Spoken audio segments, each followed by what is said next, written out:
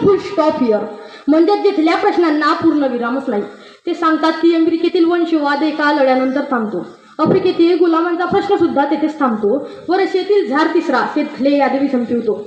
याच दरम्यान Thomas pen याचे राईट्स ऑफ मॅन हे पुस्तक फुलेंच्या वाचनात येते आणि तेथूनच सुरू होतो एका सामाजिक क्रांतीचा प्रवास.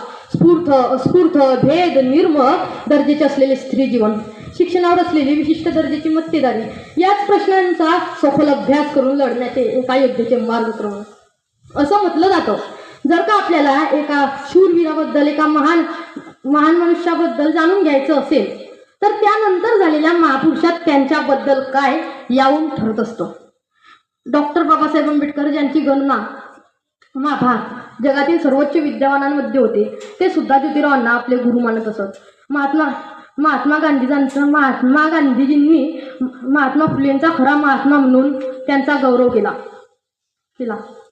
एवढंच नाही तर सध्याच्या स्थितीत इतिहासाचे प्राध्यापक डॉक्टर रामचंद्र गुहा त्यांना राष्ट्रनिर्मिते म्हणून संबोधतात. अंधार झाल्यावर प्रकाश